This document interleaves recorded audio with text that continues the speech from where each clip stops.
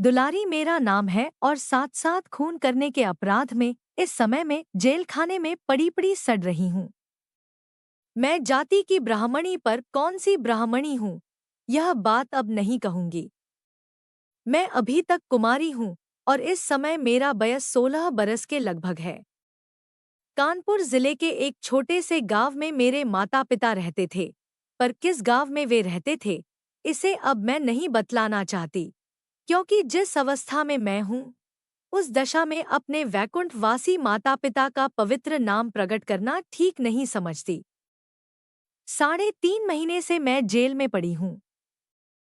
जिस समय मैं अपने गांव से चलकर एक दूसरे गांव के थाने पर गई थी, वह अगहन का उतरता महीना था और अब यह फागुन मास बीत रहा है। मेरा नाम इस समय कई तरह से प्रसिद्ध हो रहा है। कोई मुझे खूनी औरत कह रहा है, कोई सात खून पुकार रहा है, कोई रणचंडी बोल रहा है और कोई चामुंडा बतला रहा है। बस इसी तरह के मेरे अनेकों नाम अदालत और जेलखाने के लोगों की जीभों पर नाच रहे हैं और इन्हीं नामों से मैं प्रायः पुकारी भी जाने लगी हूँ। यह सब तो है, पर ऐसा क्यों हुआ और साथ साथ खून करने का अपराध मुझे क्यों लगाया गया, यही बात मैं यहाँ पर कहूँगी। मैं अपने गांव से चलकर दूसरे जिस गांव के थाने पर खून की रिपोर्ट लिखवाने गई थी, उसी गांव पर एक अंग्रेज अफसर के सामने मेरा बयान कानपुर के कोतवाल साहब ने लिखा था। फिर वहां से मैं पुलिस के पहरे में कानपुर लाई गई और कोतवाली की काल कोठरी में रखी गई। फिर कई दिनों के बाद जब मजिस्ट्रेट साहब के सामने मेरा बयान हो गया, तब मैं जेलखाने भेज दी गई और कुछ दिनों पीछे दौरे सुपुर्द की गई। कई पेशियां दौरे में भी हुई और महीनों तक मुकदमा चलता रहा।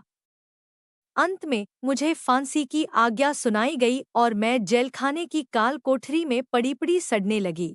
पर यह बात मुझे स्मरण न रही कि किस दिन मुझे फांसी पर लटकना होगा। उस दंडाज्ञा के होने के 10-15 दिन पीछे मैंने एक दिन जेलर साहब से यूं पूछा कि मुझे किस दिन फांसी होगी। इस पर हंसकर उन्होंने यह जवाब दिया कि अभी उसमें देर है, फांसी की तारीख 1 मई है, पर तुम्हारे किसी मददगार बैरिस्टर ने जज साहब के फैसले के विरुद्ध हाईकोर्ट में अपील दायर की है, इसलिए अब जब तक हाईकोर्ट का आखिर फैसला न हो लेगा, तब तक फांसी नहीं दी जाएगी। जेलर साहब की यह बात सुनकर मैं बहुत ही चकित हुई और उनसे यूं कहने लगी कि क्यों साहब, मैंने तो अब तक किसी भी वकील बारिस्टर को अपने मुकदमे फी पैरवी के लिए नहीं खड़ा किया था और अदालत के कहने पर भी वैसा कोई प्रबंध नहीं किया था। वैसी अवस्था में फिर मेरी ओर से किस बारिस्टर ने हाईकोर्ट में अपील दायर की है? यह सुन फर जेलर साहब ने कहा, जिस बैरिस्टर ने तुम्हारी तरफ से अपील दायर की है, वह आज दोपहर को तुमसे खुद आकर मिलेगा। बस उसी की ज़बानी तुमको सारी बातें मालूम हो जाएंगी। यूं कहकर जेलर साहब एक ओर चले गए और मैं मन ही मन यूं सोचने लगी कि अरे, मुझ अभागिन के लिए परमेश्वर ने किसे खड़ा किया, जो मेरे लिए आप उठ खड़ा हुआ।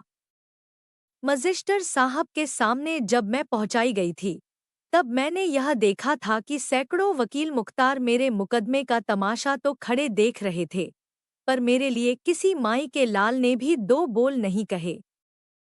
यहाँ तक कि हाकिम ने मुझसे यो कहा था कि यदि तू चाहे तो अपने पक्ष समर्थन कराने के लिए किसी वकील मुख्तार को अपनी ओर से खड़ा कर ले। परंतु मैंने यूं कहकर इस बात को अस्वीकार किया था कि नहीं, इसकी कोई आवश्यकता नहीं है, क्योंकि मुझे झूठ नहीं बोलना है और जो कुछ सच्ची बात है उसे मैंने कह ही दिया है। ऐसी अवस्था में फिर मुझे वकील मुख्तारों की कोई आवश्यकता नहीं है। यही बात जजी में भी हुई थी, अर्थात वहां पर भी सैकड़ों वकील बारिस्टर मेरे मुकदमे का तमाशा तो देख रहे थे, पर मेरे पक्ष समर्थन के लिए कोई भी वीर आगे नहीं बढ़ा था। यही सब रंगड़ंग देखकर अदालत के कहने पर भी फिर मैंने किसी वकील या बैरिस्टर को अपनी ओर से नहीं खड़ा किया था। इसमें एक बात और भी थी, और वह यह थी कि मेरे पास एक फूटी कौड़ी भी न थी। फिर वैसी अवस्था में वकील बारिस्टर क्यों कर किए जाते? अस्तु, इसी तरह की बातें मैं देर तक सोचती रही। इतने में एक कांस्टेबल मुझे नित्य की भांति दूध दे गया, जिसे पीकर मैंने संतोष किया। उसी समय घड़ी ने दोपहर के 12 बजाए।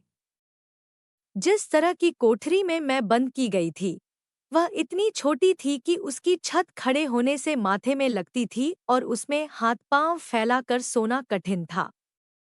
उसके 3 और पक्की दीवार थी और चौथी ओर लोहे का मजबूत दरवाजा था, जिसमें 3-3 इंच की दूरी पर मोटे-मोटे लोहे के छड़ लगे हुए थे। मुझे जेलखाने के ढंग का एक मोटा और जनाना कपड़ा दिया गया था, जिसे मैं पहिरे हुई थी। जेलर साहब एक बंगाली थे। उनका बयस 50 के पार था और वे मेरे साथ बड़ी भलमनसी का बर्ताव करते थे। जेल के और सिपाही भी सहूलियत से ही पेश आते थे। मुझे कोई कष्ट न था और मैं बड़े धीरज के साथ अपना दिन बिताती थी। मुझे फांसी की टिकटी पर चढ़ने या मरने का तनिक भी डर न था, क्योंकि इस शोचनीय दशा को पहुंचकर मैं अब जीना नहीं चाहती थी। पर जब जेलर साहब की बात पर मेरा ध्यान जाता तो मैं बहुत ही आश्चर्य करने लगती कि अरे, मुझ अभागिन के लिए नारायण ने किस दयावान को खड़ा किया है। अस्तु, जब मैं दूध पी चुकी तो मैंने क्या देखा कि जेलर साहब 2 भले आदमियों के साथ मेरी कोठरी की ओर आ रहे हैं, और उनके पीछे पीछे एक आदमी 2 कुर्सियां लिए हुए चला आ रहा है। मेरी कोठरी के आगे दालान में वे दोनों कुर्सियां डाल दी गईं, और जेलर साहब ने मेरी ओर देखकर यो कहा, दुलारी, इन दोनों भले आदमियों में से जो काला चोगा पहिरे और बड़ा सा टोप लगाए हुए हैं, ये ही तुम्हारे बारिस्टर हैं, और जो सादी पोशाक पहिरे और मुरेठा बांधे हुए हैं, ये सरकारी जासूस हैं। ये लोग जो कुछ तुमसे पूछें, उसका तुम मुनासिब जवाब देना। अभी 12 बजे हैं, और ये दोनों साहब 5 बजे तक, अर्थात 5 घंटे तक यहाँ ठहर सकेंगे। बस, जब ये लोग जाने लगेंगे, तब यही आदमी, जो कुर्सियाँ लाया है, मुझे इत्तला कर देगा, और तब मैं आकर इन दोनों साहबों को जेल से बाहर कर दूंगा। बस, इतना मुझसे कहकर जेलर साहब ने उस आदमी की ओर देखकर यो कहा, रतन, तुम यहीं ठहरना, और जब ये दोनों साहब जाने लगे तो मुझे तुरंत खबर करना। यो कहकर जेलर साहब तो वहां से चले गए, पर उनका आदमी रतन मेरी कोठरी के आगे वाले बरामदे में बंदूक कंधे पर धर कर टहलने लगा। वे दोनों भले आदमी, अर्थात बैरिस्टर साहब और जासूस साहब एक एक कुर्सी पर बैठ गए, और मैं अपनी कोठरी में जंगले के पास खड़ी रही। मेरे साथ उन दोनों आदमियों की क्या क्या बातें हुईं, उनके लिखने के पहले मैं उन दोनों साहबों की सूरत शक्ल का कुछ थोड़ा सा बयान यहाँ पर किए देती हूँ। काले रंग का चोगा पहिरे और अंग्रेजी टोप लगाए हुए जो बारिस्टर साहब थे, वे मेरे अंदाज से 24-25 बरस से ज्यादा उम्र के कभी न होंगे। वे दुबले-पतले, खूब गोरे और लंबे कद के बड़े सुंदर जवान थे, और अभी तक उन्हें अच्छी तरह मूंछें नहीं आई थी। और वे जो दूसरे जासूस साहब थे, वे खूब मोटे, कुछ नाटे कद के, सांवले रंग के और 60 बरस के बूढ़े पंजाबी मालूम होते थे। उनकी कानों पर खिंची हुई दाढ़ी और मूंछों के बाल बिल्कुल सफ़ेद हो गए थे, और उनके मुखड़े के देखने से मन में उनके ऊपर बड़ी श्रद्धा होगे लगती थी। जब कहने ही बैठी हूँ, तब कोई भी बात मैं न छिपाऊंगी और अपनी जीवनी की सारी बातें खोलकर लिख डालूंगी। इससे इसके पढ़ने वाले चाहे मुझे किसी दृष्टि से देखें, पर मैं अपनी जीवनी की किसी बात को भी नहीं छिपाऊंगी। तो मेरे इस कहने का क्या अभिप्राय है? यही कि भाई दयाल सिंह जी को देखकर मेरे मन में उन पर जैसी श्रद्धा हुई थी, वैसी ही बारिस्टर साहब को देखकर उन पर भक्ति भी हुई थी। वह भक्ति बड़ी पवित्र, बड़ी पक्की और बड़ी ही हृदयग्राहिणी थी। पर मुझे देखकर उनके मन में कैसे भाव का उदय हुआ था, इसे तो उस समय वे ही जान सकते थे। वे रह कर मुझे सिर से पैर तक निरखते, भरपूर नजर गड़ाकर मेरी ओर देखते और मुंह फेर फेर कर इस तरह ठंडी ठंडी सांसें भरने लगते थे कि उसे मैं भलीभांति समझ सकती थी। अस्तु, अब उन बातों को अभी रहने देती हूँ। अस्तु, अब यह सुनिए कि कुर्सियों पर बैठ जाने पर उन नौजवान बैरिस्टर साहब ने मुझे सिर से पैर तक फिर अच्छी तरह निरख कर यो पूछा, दुलारी तुम्हारा ही नाम है? मैंने धीरे से कहा, जी हाँ। वे बोले, अच्छा तो, और कुछ पूछने के पहले मैं अपना और अपने साथी का कुछ थोड़ा सा परिचय तुम्हें दे देना उचित समझता हूँ। यद्यपि हम लोगों का कुछ थोड़ा सा परिचय जेलर साहब तुमको दे भी गए हैं, पर तो भी मैं अपने ढंग पर अपना और अपने साथी का कुछ परिचय दे देना ठीक समझता हूँ। सुनो, ये मेरे साथी सरकारी जासूस हैं। ये जब 20 बरस के थे, तभी सरकारी जासूसी महकमे में भर्ती हुए थे, जिस बात को आज 40 बरस हुए। अर्थात मेरे साथी की उम्र इस समय 60 बरस की है और ये 32 बरस तक सरकारी नौकरी करके बड़ी नेकनामी के साथ पेंशन लेकर अब अपने घर रहते हैं। इनका नाम भाई दयाल सिंह जी है। ये पंजाबी सिख हैं और इन्हें सरकार ने राय बहादुर की पदवी से भी सम्मानित किया है। इनके 4 लड़के हैं और वे चारों युक्त प्रदेश के भिन्न भिन्न जिलों में डिप्टी कलेक्टरी के पद पर सुशोभित हैं। इनके सबसे छोटे लड़के भाई निहाल सिंह से, जो आजकल प्रयाग के डिप्टी कलेक्टर हैं, मेरी बड़ी गहरी दोस्ती है और उन्हीं की बड़ी कृपा और प्रेरणा से उनके ये बूढ़े पिता भाई दयाल सिंह जी इस बुढ़ौती की उम्र में अपने घर के सारे आराम को दूर रखकर इस जाड़े पाले में तुम्हारी भलाई के लिए यहाँ आए हैं। 1 सप्ताह के लगभग हुआ होगा कि तुम्हारी विपत्ति का सारा हाल मुझे अपने मित्र भाई निहाल सिंह जी डिप्टी कलेक्टर से मालूम हुआ और उन्होंने मुझे पायनियर अखबार दिखलाया, जिसमें तुम्हारे मुकदमे का पूरा हाल लिखा हुआ था। उसी समय उन्होंने मुझे तुम्हारे बचाने के लिए बहुत कुछ कहा और अपने इन्हीं बूढ़े पिता को तार देकर प्रयाग बुलाया।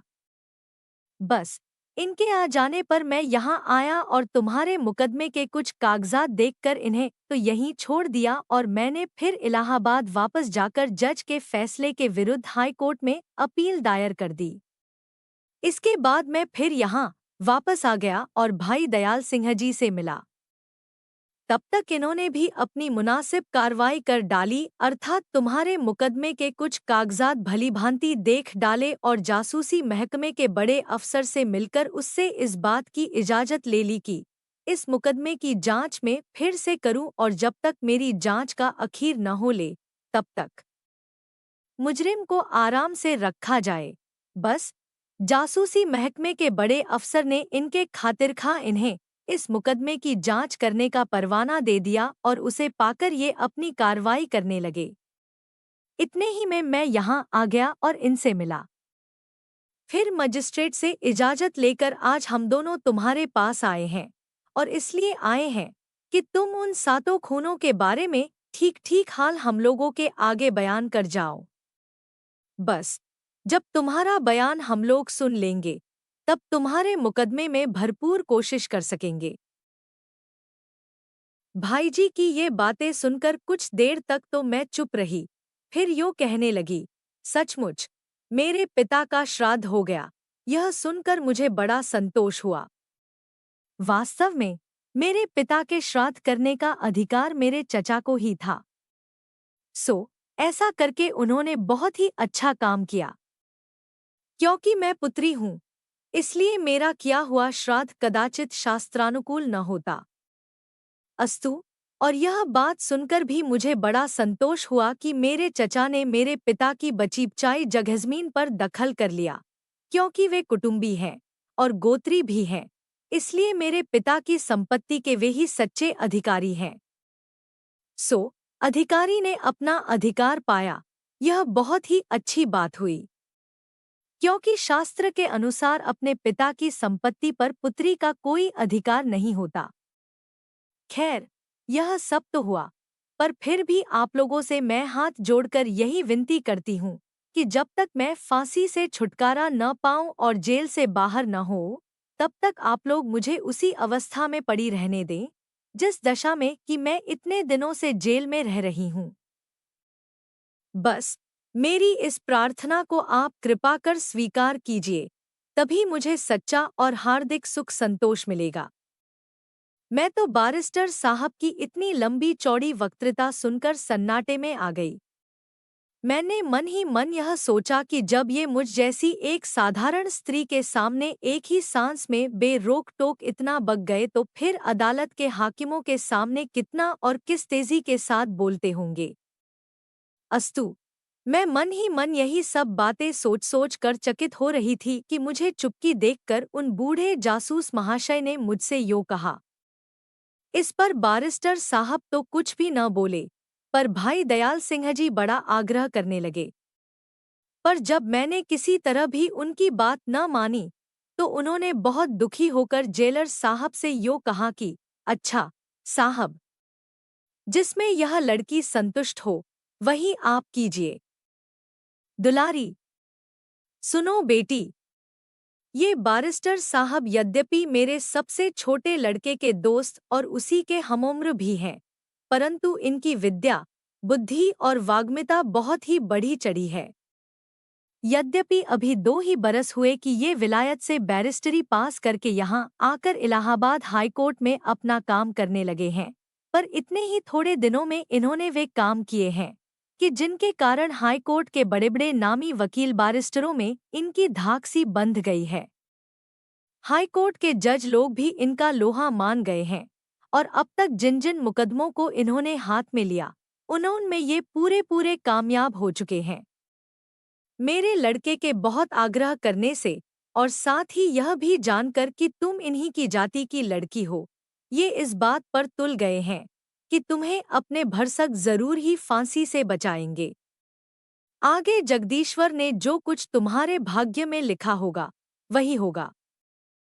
अस्तु, अब तुमसे यही कहना है कि एक बेर तुम अपनी सारी कहानी हम लोगों के आगे कह जाओ। बस उसके सुन लेने पर हम लोग अपनी राय कायम करेंगे, और यदि तुम्हारे बचने की कुछ भी आशा की जाएगी तो जी जान से परिश्रम करके तुम्हें बेदाग बचा लेने की कोशिश करेंगे। पर उस बात पर मैं अधिक ध्यान न देने पाई, क्योंकि भाईजी ने अब की बार जरा बिगड़कर यूं कहा, बस बहुत हुआ, एक लड़की को अपने बड़ों के आगे इतना हट और इतनी ढिठाई कभी न करनी चाहिए। इसलिए अब मैं तुम्हें यह आज्ञा देता हूँ कि तुम इन दोनों कंबलों में से एक को बिछा लो और दूसरे को ओढ़कर सहूलियत से अपनी कोठरी में बैठ जाओ। यह सुनकर फिर मैंने कुछ भी न कहा और चुपचाप एक कंबल को धरती में डालकर मैं उस पर बैठ गई और दूसरे को मजे में मैंने ओढ़ लिया। सचमुच उस समय मुझे बड़ा जाड़ा लग रहा था, क्योंकि सवेरे मैं ठंडे पानी से खूब नहाई थी। इसलिए भाईजी की इस डांट फटकार को मैंने मन ही मन अनेक धन्यवाद दिए और सर्दी से कांपते हुए कलेजे को धीरे धीरे गर्म किया। भाईजी ने कहा, तुमने जो अपने इजहार में यह लिखाया था कि मेरे घर की सारी चीजें कालू वगैरह लूट ले गए थे, इस बात की जांच मैंने तुम्हारे गांव पर जाकर की थी, पर इस बात का ठीक ठीक पता मुझे किसी ने भी न दिया। हाँ, तुम्हारी इस बात को तुम्हारे चचा ने जरूर सकारा था, और उन्होंने मुझसे यूं कहा था कि मैं जब इस घर में घुसा तब इसमें एक बुहारी भी नहीं पाई गई थी। तुम्हारे चारों बैल भी गायब हैं और उनका कुछ भी पता नहीं है। जिस गाड़ी पर चढ़कर तुम अपने घर से रसूलपुर के थाने में गई थी, उस गाड़ी और उसके दोनों बैल का भी कुछ पता नहीं लगा कि वे क्या हुए या उन पर किसने अपना कब्जा किया। मेरे दरियाफ्त करने से यह भी मालूम हुआ कि हिरवा नाव की माँ हुलसिया भी अपने लड़के के खून होने के 3-4 दिन बाद प्लेग से मर गई, और हिरवा की नौजवान जोरू झलियां न जाने कहाँ चल दी। इसके अलावे तुम्हारे इजहार में कहे हुए हिरवा, नब्बू, धाना, परसा और कालू ये पांचों तो खून हो ही चुके थे, और इन पांचों के अलावे बाकी के वे जो घीसू, बहादुर, तिनकौड़ी, हेमू, कतलू, रासू और लालू वगैरह 7 आदमी थे, उनका भी पता मैंने लगाया, जिस पर मुझे यह मालूम हुआ कि प्लेग देवता इन 7 को भी चट कर गए हैं। केवल इतना ही नहीं, वरन तुम्हारे वे तीनों चरवाहे भी, जिनका नाम ढोंडा, घोंघा और फल्गू था, प्लेग की भेंट हो गए। फिर मैं रसूलपुर के चौकीदार दियांत हुसैन और रामदयाल से भी मिला, पर उन दोनों ने मुझसे वही बात कही जो कि वे अपने अपने इजहार में कह चुके हैं।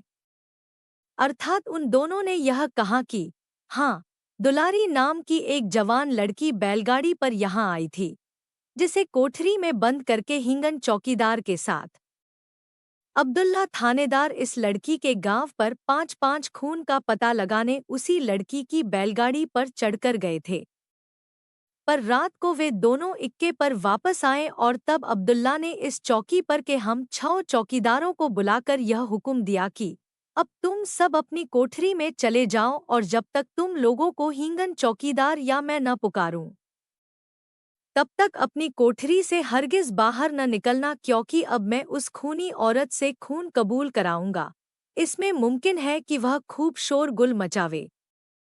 इसलिए तुमसबों को यह हुक्म दिया जाता है कि इस औरत के चीखने चिल्लाने की आवाज़ सुनकर यहाँ हरगिज न आना और अपनी कोठरी के अंदर रहना। बस अपने अफसर का ऐसा हुक्म सुनकर हम 6 चौकीदार अपनी कोठरी में आ बैठे। इसके बाद क्या हुआ, इस बात की खबर हम लोगों को नहीं है। हाँ, जब इस जवान लड़की ने हम लोगों की कोठरी के पास पहुंचकर हम लोगों को पुकारा और यह कहा कि हिंगन और अब्दुल्ला आपस में लड़ झगड़ कर कट मरे हैं, इसलिए तुम लोग उन्हें जाकर देखो।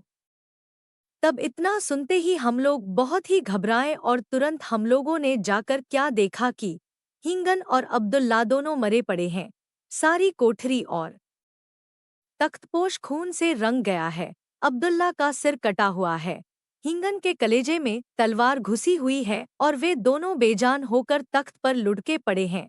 यह सब हाल देखकर हम लोग बहुत ही घबराए और रामदयाल इस वारदात की खबर करने तुरंत कानपुर रवाने किया गया। बस इतना ही हाल हम लोग जानते हैं, जो अपने इजहारों में लिखवा चुके और कचहरी में भी कह चुके हैं। और यह बात जो उस खूनी औरत ने अपने इजहार में कही है कि रामदयाल ने मुझे दूध पिलाया, यह बिल्कुल झूठ है। उसे किसी ने दूध तो क्या, पानी भी नहीं पिलाया। इसके अलावे उस औरत की यह बात भी बिल्कुल झूठ है, जो कि उसने अपने बयान में रामदयाल और दियांत हुसैन का नाम लेकर अब्दुल्ला और हिंगन के बारे में कही है, क्योंकि रामदयाल और दियांत हुसैन ने अब्दुल्ला और हिंगन के खिलाफ इस औरत से कुछ भी नहीं कहा था। यहाँ तक कि उससे किसी भी चौकीदार ने किसी किस्म की भी बातचीत नहीं की थी, इत्यादि।